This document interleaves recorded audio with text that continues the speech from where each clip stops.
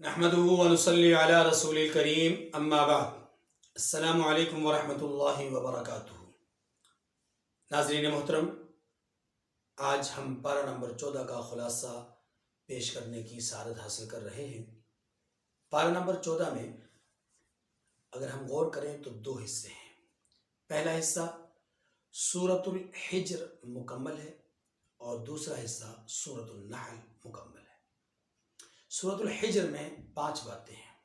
Number 1، قیامت کے دن کفار کی آرزو کا تذکرہ ہے کہ قیامت کے دن کفار مسلمانوں کو یا مومنین کو راحتوں میں، سکون میں، عیش و نشاط میں دیکھ کر کے حسرت اور آرزو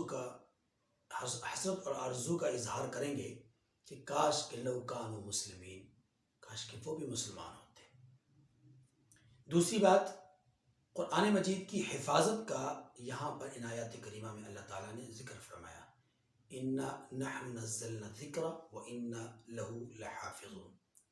تیسری بات، انسان کی تخلیق کے حوالے سے یہاں پر ذکر ہے کہ وَلَقَدْ خَلَقْنَا الْإِنسَانَ مِنْ صَلْصَالٍ مِنْ حَمَإٍ مَسْنُونٍ، ہم نے انسان کو کھنکھناتی مٹی سے پیدا کیا۔ چوتھی بات، یہاں پر ان آیات کریمہ میں 3 قصے بیان ہوئے ہیں۔ پہلا قصہ حضرت ابراہیم علیہ السلام کے پاس فرشتوں کی آمد اور ان کو اولاد کی ادھیڑ عمری میں بشارت، جسے سن کر کے انہیں تعجب بھی ہوا، خوشی بھی ہوئی۔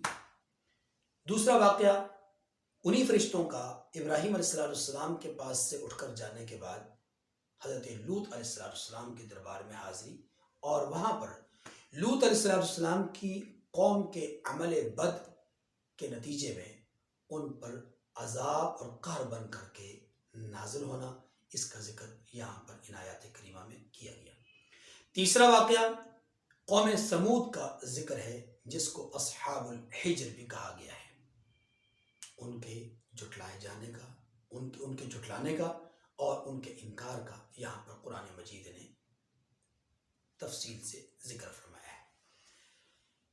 یہ باتیں یہاں پر بیان ہونے کے بعد اگر ہم دیکھیں تو قوم سمود کے اس حال کو بھی بیان کیا گیا کہ وقت کے پیغمبر نے یعنی صالح علیہ السلام نے انہیں بت پرستی چھوڑنے کے لیے کہا، تو وہ بت پرستی چھوڑنے کے لیے تیار نہ تھے اور نہ ہی اس کے لیے آمادہ ہوئے۔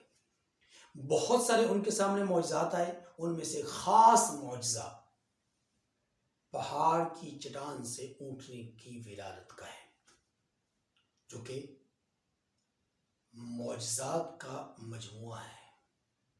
لیکن اس قوم نے، صالح علیہ السلام کی اس قوم نے اس نشانی اور علامت کی قدر نہ کی، اور یوں اللہ تبارک و تعالی نے انہیں تباہ اور برباد کر دیا۔ پانچویں اور آخری بات، مشرکین مکہ کی طرف سے رسول اللہ صلی اللہ علیہ وسلم کی ایذا رسانیوں کا تذکرہ، اور ساتھ ہی رحمت دو عالم صلی اللہ علیہ وسلم کے لیے تسلی کا سماع۔ وَلَا تَمُدَّنَّ عَيْنَيْكَ إِلَىٰ مَا مَتَّعْنَا بِهِ أَزْوَاجًا مِّنْهُمْ وَلَا تَحْزَنْ عَلَيْهِمْ وَاخْفِضْ جَنَاحَكَ لِلْمُؤْمِنِينَ۔ اس آیت کریمہ سے اللہ تعالیٰ نے اپنے حبیب علیہ السلام کو مشرکین کی ایذا رسانیوں سے غمزدہ نہ ہونے کا ایک پہلو بیان کیا، اور ساتھ ہی مؤمنین اور متقین کے ساتھ رہنے کا ایک جو ہے وہ حکم ارشاد۔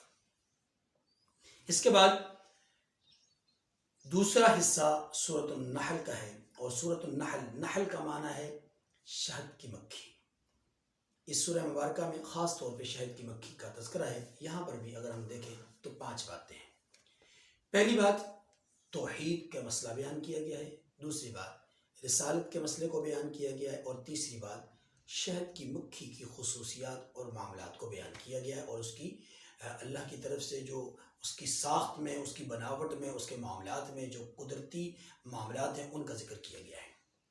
چوتھی بات، 6 اہم ہدایات ہیں، 3 کام کرنے کے ہیں اور 3 کاموں سے روکا گیا ہے۔ اور پانچویں اور آخری بات، حضرت ابراہیم خلیل اللہ علیہ السلام کی مدح سرائی کی گئی ہے۔ توحید رسالت کے تذکرے کے بعد تیسری بات شہد کی مکھی کا تذکرہ ہے.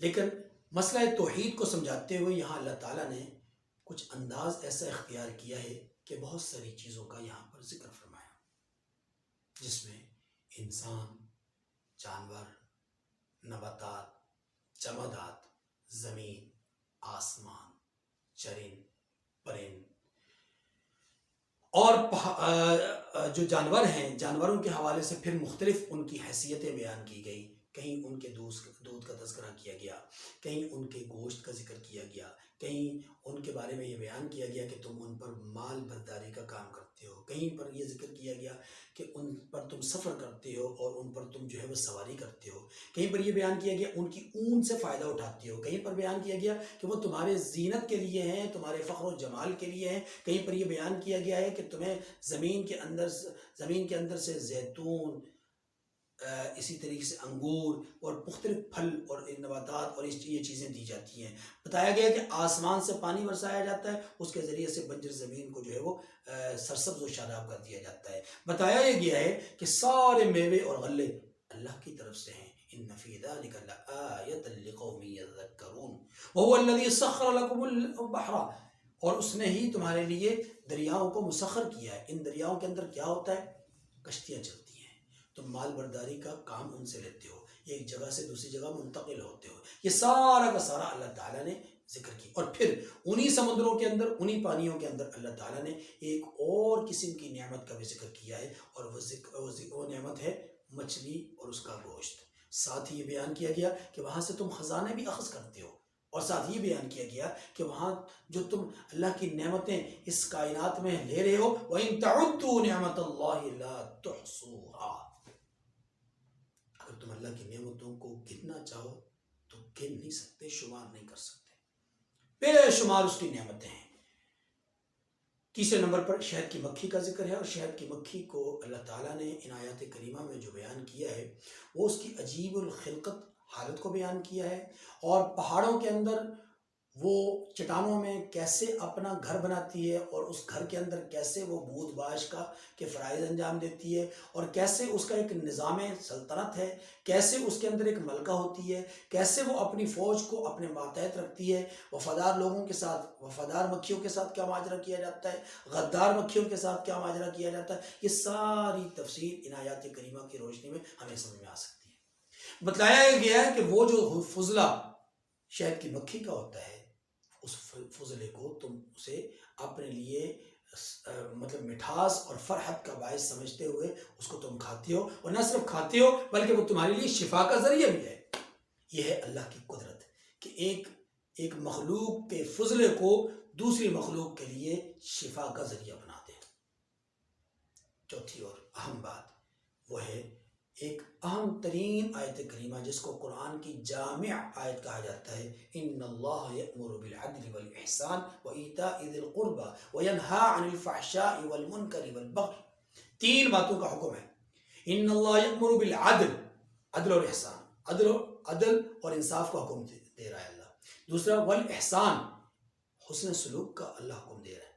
وایتاء ذی القربى، اور تیسرا حکم قرابت داروں کو ان کے حقوق اور ان کے جو معاملات ہیں وہ ان کے سپرد کرنے کا حکم اللہ دے رہا ہے.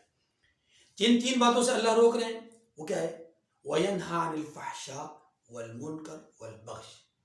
فحشا وہ چیزیں کہ جو فطرتاً طبعاً جو ہے وہ ناپسندیدہ ہوں، ان سے اللہ روکتے ہیں. والمنکر وہ باتیں کہ جو انسان کے لیے روحانی ترقی کے اعتبار سے بری ہیں، ان سے اللہ نے روکا ہے. والبغی، اور اللہ کے قائم کردہ حدود سے تجاوز کرنے سے اللہ روکتے ہیں کہ میری حدود سے تجاوز مت کرنا. یہ 6 باتیں ہیں جن کو جامع آیت میں اللہ تعالیٰ نے جمع کیا ہے، اور اس آیت کریمہ کو بالعموم جمعے کے روز اکثر خطبہ جمعہ میں پڑھتے ہیں، یعنی عربی کا جو دوسرا خطبہ ہوتا ہے اس میں پڑھتے ہیں. پانچویں اور آخری بات، سیدنا ابراہیم خلیل اللہ علیہ السلام کی مدح سرائی کی گئی ہے، جو کہ سورۃ النحل کی آخری رکوع میں ہے. ان ابراہیم کان امۃ قانتا للہ حنیفا. ابراہیم اپنی ذات کے اعتبار سے ایک انجمن تھے. ابراہیم علیہ السلام اللہ کے سامنے عاجز تھے. ابراہیم علیہ السلام مشرک نہیں تھے. ابراہیم علیہ السلام پوری کائنات میں سے کٹ کر کے اللہ کے سامنے سر و سجود تھے. ابراہیم علیہ السلام تمہاری خواہشات کے مطابق، تمہاری ترجمانی کے مطابق وہ مشرکین میں سے نہیں تھے.